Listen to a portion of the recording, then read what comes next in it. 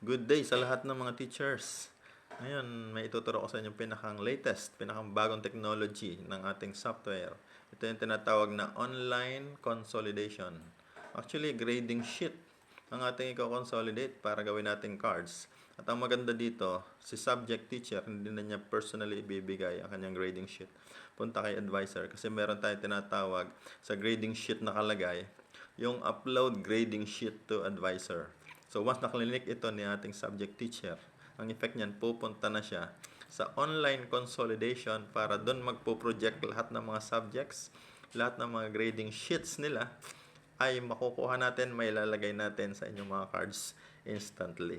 Yan ang tinatawag na online consolidation ng grading sheet. Okay? So, sige, tingnan natin. Pumunta tayo sa class record, sample natin yan. Halimbawa, kayo si subject teacher ng science. Okay, click natin. Puntahan nyo yung class record and then mag-develop kayo ng mga grades. Pwede naman nating lagyan lang ng sample na konti para makakita lang tayo ng mga grades na to. Okay, sige, pwede na yan. 83, 75, 76, 80. I-disregard nyo na lang itong ibang grades basta mahalaga. May grade tayong matatransfer. Okay, and next nyo gagawin is create grading sheet para lumipat lahat ng grades ng inyong quarterly grade papunta sa grading sheet. Click natin to. Create grading sheet. Creating grading sheet. Grading sheet. Okay, yun na oh. Naka-project na dito. 83, 75, 76, 80. Tapos ang next nyo gagawin, kayo si science subject teacher. Siyempre, after nyo ma-print, ibibigay nyo din naman ito kay advisor, pero pwede nyo i-advance yung pag-deliver ng data. I-click nyo na kagad, upload grading sheet to advisor. Sige, gawin natin. Sabi ng system, upload your grading sheet to advisor. Click nyo yung yes. Uploading to advisor. Tapos hintay lang kayo ilang seconds. Tapos yun, finished uploading. Then click OK. Finished uploading. Okay, anong effect nun? Sige, punta tayo sa online consolidation. Ganito ang gagawin ni advisor. So, isa-set niya dito yung mga parameters, kagaya ng school ID. So, make sure na tama ang school ID nyo. Tapos, yung grading, yung school year, make sure na tama yan. Tapos, yung grade level, yung section, itinatype lang yan. Pwede nyo i-type. Tapos, yung grading period. Kasi may 4 tayong grading periods. Kapag ka nakaset yan, for example, sa class record nakaset yan sa first grading, yung grading sheet naka-first grading lang din lang siya. Kaya limited siya sa first grading yung nakaset doon sa ating online. Kung ililipat niya sa third grading, ay wala siyang makikitang record. O sige, ilipat natin sa first grading para sigurado tayo. And then ito na, kapag okay na ang mga settings, pwede nyo nang i-click ang refresh database. At ito ang gagawin ng ating system. Kita nyo, database is updated. Meron tayong nakitang one record. So, pag may nakita siyang one record, i-click nyo ng number 2, get available data. Yun, kita nyo, may makikita siyang data. Science. Okay. Tapos, ito ang kanyang grading period. First, grading. So, ang maganda dyan, pwede na nating i-upload or i-extract papunta sa ating consolidation para dumiretso na siya sa card. So, paano gagawin? So, i-click nyo number 3, extract all grading sheets. But before we click that, tingnan muna natin yung console rating sheet. Console rating sheet. Diba, science yun, So, dito siya pupunta yung mga grades na yun. Sige, gawin natin. Online, consolidation. Then, click natin, extract all grading sheets. Click natin. Science. Yun, ang ganda, So, punta tayo sa console. Silipin natin yung console. Pwede dito click. Pwede rin dito sa baba. Dito na sa taas. Click natin console rating Console sheet. rating sheet. Kita nyo, nasa science. At kapag nandyan na yan, sa console rating sheet, matik nasa card na rin yan. SF9 inside. 83. Si student number 1. Tingnan natin. SF9 inside. Si number 2, student number 2 naka-display dito. So, 75 daw siya. At si student number 1 ay 83. Okay, tama, 83. Si student number 2, 75. Check natin, console. 75, student number 2. Tama. Ang ganda. Okay, sige. Next. Puntahan natin yung kasunod na subject. Pwede naman na Filipino or English. Kung sinong mauna na gumawa at kung sinong mauna na mag-click ng upload, o di mapapapunta ka agad dyan kay online consolidation. Subukan natin ng Filipino.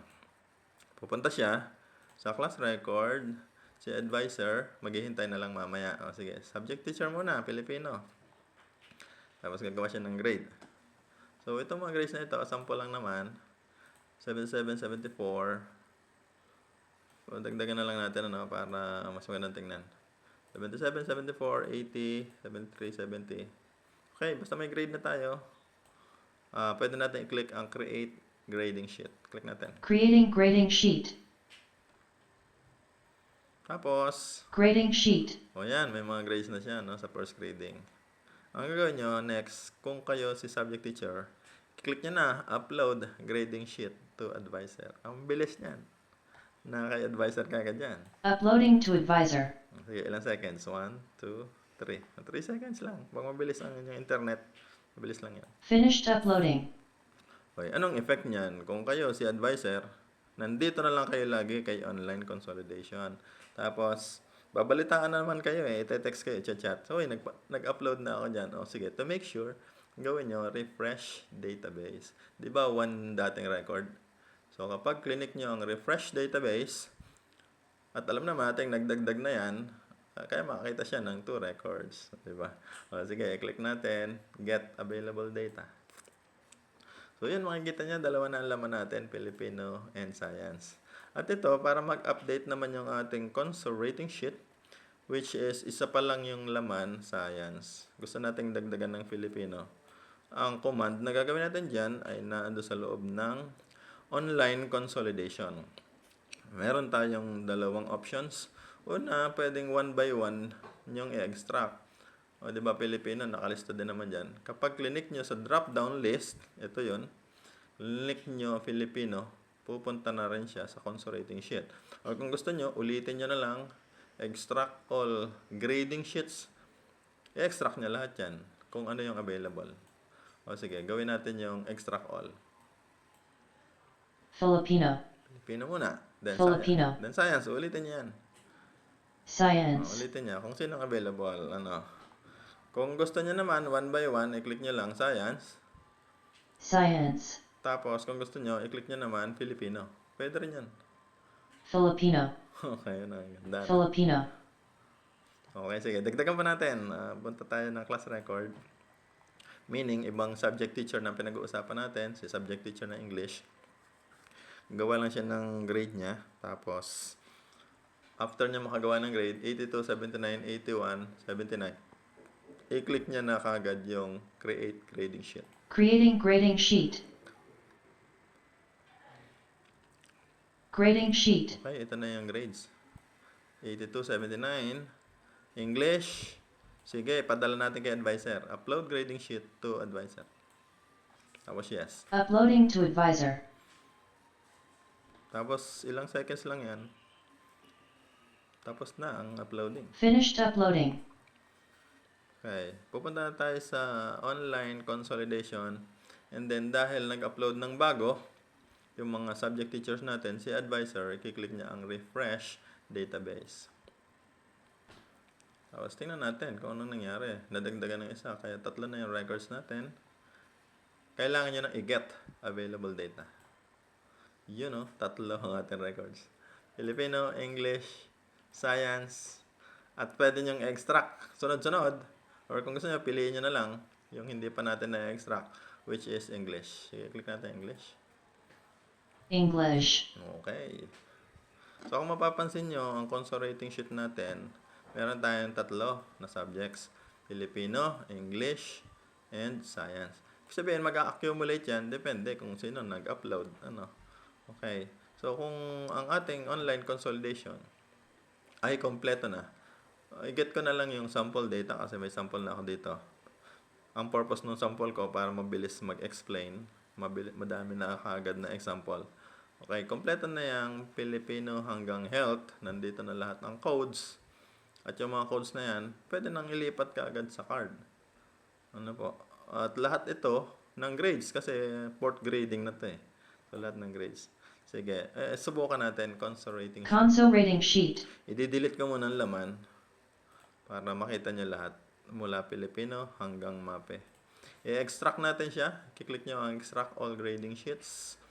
Tapos gagawin niya lang lahat ng cards kompleto. Gawin natin. Filipino. Yun oh.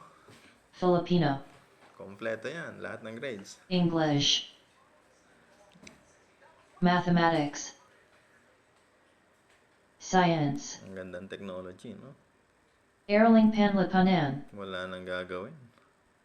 ESP. TLE/EP. Maghihintay na lang kay subject teacher. Music. Upload na lang. Arts. P. Health.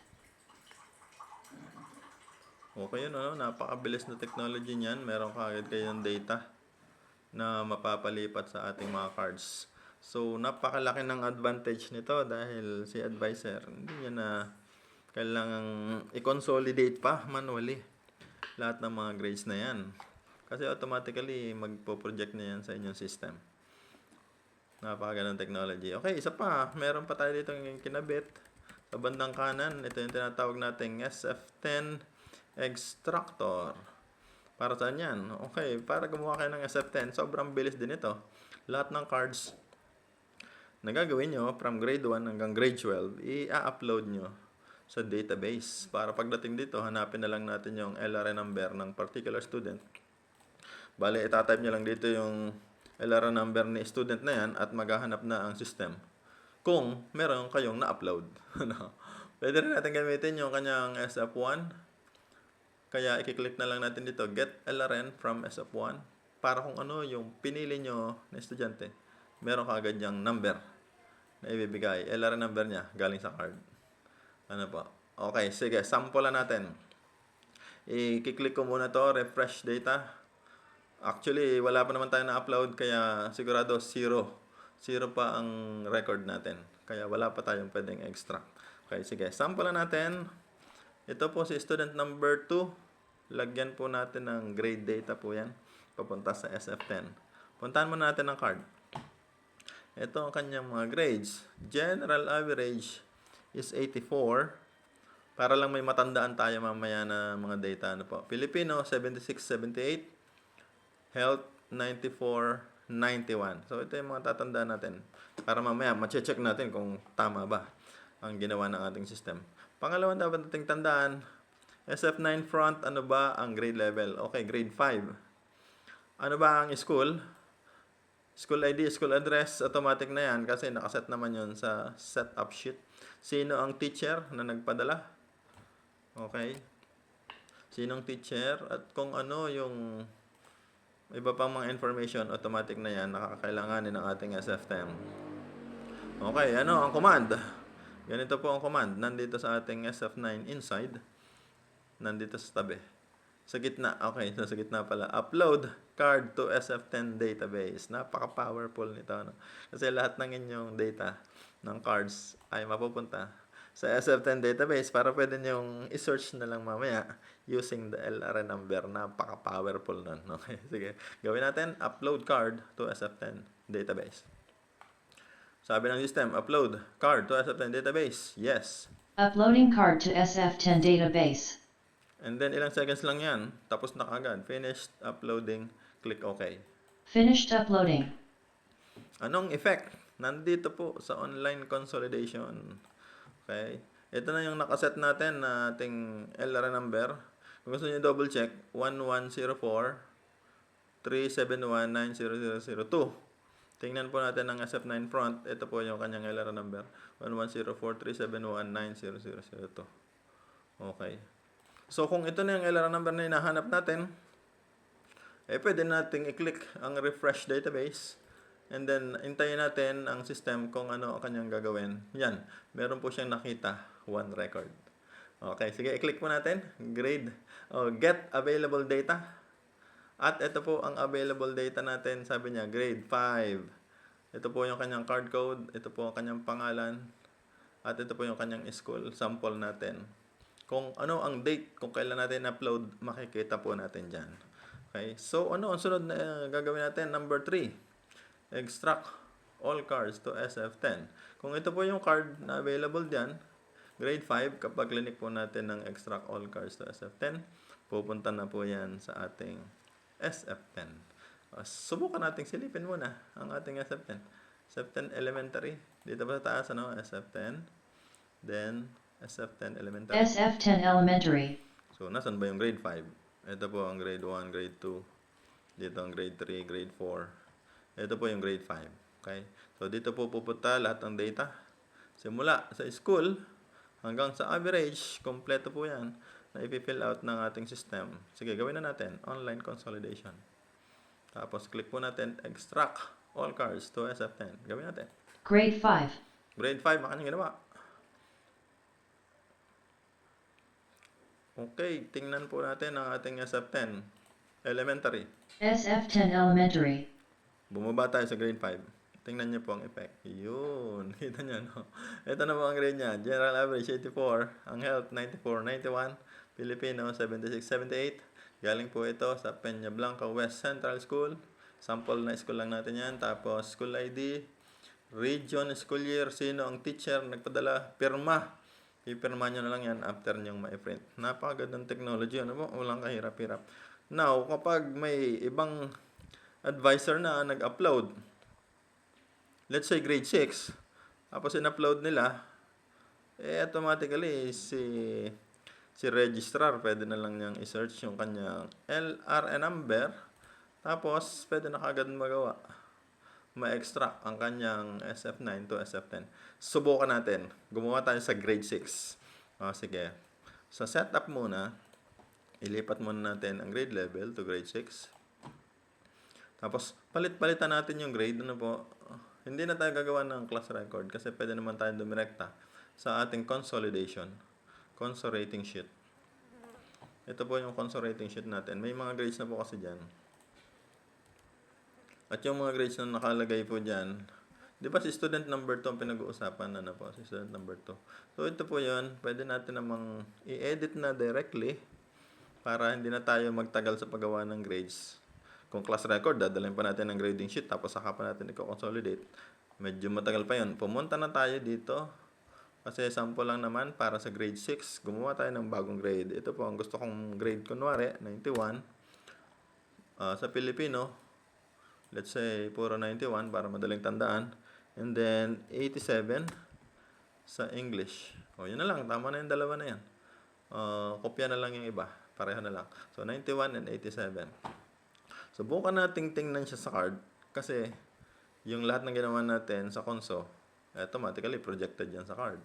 Kagaya po nito, 91. Saka 87. Ang kanyang general average is 87. At kapag tiningnan po natin ang ating SF9 front, masisigurado natin na siya ay grade 6. At yung teacher, kung sino man teacher dyan, pwede po nating baguhin. Kung sino po ang teacher doon. Ito, sample lang. And then, kapag okay na lahat, ito na po ang kasunod natin gagawin. I-upload na natin ang card papuntang SF10 database. Gawin natin. Then, click yes. Uploading card to SF10 database. Okay, ilang seconds lang yan, ano? Finish na kagad. Finished uploading. Now, ang ating online consolidation, napaka-powerful po niyan. Kasi wala pong kailangan gawin tayo dito. Kundi, i-type ang LRN number and then i-click ang refresh database. Subukan natin. Refresh. Tingnan yung gagawin system. Nung nakita niya, 2 records. Tapos, pwede natin ikat yan instantly. At ito na po yan, grade 5 and grade 6. Na kapag nandyan na, yung mga card codes na yan, pwede nang extract instantly uli. Click natin, extract all cards to SF10. Grade 5. And grade 6. Grade 6. Yun sige, tingnan natin. Pumunta tayo sa SF10. SF10 elementary. SF10 Elementary. Grade 1, 2, 3, 4, 5, 6. Yun kita niyo po ito po ang una, grade 5. Tapos ito po yung grade 6. Natatandaan nyo, may binago tayong grade sa Pilipino, 91. Tapos yung pong English, 87. At ito po ang ating general average na na-produce, 87. Tapos yung teacher, binago din po natin yon Si Madam Marilu R. Pascual na po nakalagay dyan kasi iba naman ang advisor ng grade 5, iba rin ang advisor ng grade 6. Signature na lang po ang kulang dyan. Ano? So nakita niyo po ba yung technology na ginawa natin? Online consolidation. Wala pong kailangan gawin ang mga teachers na pag-encode papunta dito sa SF10 kasi automatic na po yan. Basta magawa nyo lang ang inyong SF9 at i-upload sa database, matik na po yan. Magkakaroon na tayo ng SF10. Sige, dagdagan pa natin para mabuo natin ano po ito, grade 1. Pwede nating dagdagan din yan. Okay, pumunta po tayo sa console rating sheet. Tapos, piliin po natin siguro, wait lang, ito muna, SF9 front. Ayusin muna natin ang grade level. Pwede po natin palitan. Sa SF9 front, pwede nyo pong palitan yan. Grade 1. Pwede natin gawin. Grade 1. Pwede rin sa setup sheet yon. Grade 1. May grade level po dito. Pwede din yan. Grade 1. Okay. And then, kapag nagawa nyo na po yan, yung teacher, syempre, iba na po yung teacher, syempre. Papalitan din natin. Pili lang tayo. Kahit sino. Yan, Maribek Corrado. Kunwari lang. Grade 1. And then, yung grades. Para naman may pagkakaiba ng konti, ano, pwede nating palitan. Go directly to console rating sheet. Tapos, baguhin na lang natin. Ano po? Bawa po ay 98. Taasan natin. 98. Tapos, pwede 75 para madaling tandaan. Ano po? 75, 98, 75. Okay. Subukan natin tingnan ang card. Ito po, 98, 75 sa Philippine English. At ang kanyang general average. Oh, taas. 99. Sobrang taas nito. Bakit siya naging 99 dyan? Sobrang taas. Oh, dahil lang science. Ano po? Ang science, sisiguraduhin natin, kaya po ito mataas dahil ang ating science sa console rating sheet na dapat walang grade ay meron sa console rating sheet. Kasama po siya sa kino-compute. Ano po? Tanggalin natin. Tanggalin natin ang science. Okay, isiro po natin yan. Kung grade 1, walang science. Ano po? Hindi ko mabuburahin yung iba kasi hindi naman siya kasama sa pinag-uusapan. Si grade 2 na lang. Kasi mamaya lilipat tayo ng ibang grade level, may science na po yan. O, sige, punta ulit tayo. Balik tayo sa online or sa card natin, SF9 inside. Ito po, wala tayong science. That's why 87 na lang ang ating mga grades. Para po malaman natin yan, pwede natin gawin, highlight natin lahat ng grades nito hanggang dyan. At makikita po natin dito, average 87, which is kapareha dito sa general average. May average na ginawa sa Excel, 87. Parehas. Ano po? I-highlight nyo lang yung mga grades na nakikita nyo doon. At meron yung average. Nakapareho ng ating general average. Okay, dahil okay na po yan, click natin upload card to SF10 database. Then yes. Uploading card to SF10 database. Okay. And then, okay. Finished uploading. Sige, tingnan po natin ang online consolidation and then i-click po natin ang refresh database. Tingnan niyo po kung ilang records ang kanya makikita. 3. At dahil meron kayong 3, get natin ang available data. Yan na, ito po yung grade 1, grade 5, and grade 6. Na kung inyo pong i-extract instantly, may card, ang card natin lipat kagad yan sa SF10. Gawin natin. Grade 1. And grade 5. Grade 5. And grade 6. Grade 6. Okay, silipin po natin ang ating card, SF10 extractor. Sige, ito po yan, SF10. SF10 elementary. Yan na, ito po, grade 1 natin. Ito po ang grade, 98. English, 75. Ito po ang general average, 87. Sino ang teacher? Ma'am Maribek Corrado. Grade 1. Grabe, ano po, napakagandang technology. So, kung lahat po kayo ay mag-a-upload ng inyong mga cards pupunta sa database natin, lahat po kayo pwede nyo nang i-extract. Simula grade 1 hanggang grade 6 hanggang grade SF10 Junior High School. hanggang junior high school hanggang senior high school. Kung gusto nyo makita talaga yan, meron akong sample dito. Sample na ito, get data. Get data, sample. Sample lang naman. Okay, nandyan po yung ating sample ng 1 to 12. Tapos, Kapag nandyan na yan, may nakita kayong data lahat yan. Pwede nang extract lahat. No? Click natin, extract all grade data. Elementary, junior high school, and senior high school. Lahat po yan gagawin ng ating system. At ito, mga schools po natin dyan, iba't ibang school ID, kasi pwedeng pumasok siya sa iba't ibang schools. Tapos nag-transfer, tapos yun, marami nangyari. So, nag-sample ako dito ng iba't ibang school. At kapag hinanap yan sa database, isa lang naman ang hanapin natin, ano? LRN number. At yung LRN number na yun, unique para sa lahat ng mga estudyante. Nag-iisa po ang may LR number na ganyang number. Aha. At kunwari, ito po yung estudyante na yun. Magpo-project lahat dito yung kanyang grade code. Card code from grade 1 hanggang grade 12. At kapag nandyan na yan, available na, extract natin, magiging form 137 SF10 na po yan. Sige, gawin po natin. Click. Grade 1. Then, Grade 2. okay. Grade 3. Sunod-sunod na po yan. Grade 4. Grade 5. Grade 6. Grade 6. Grade 7. Grade 7. Grade 8. Grade 8. Okay. Grade 9. Okay. Grade 10. Grabe ang technology, ano po? Grade 11. And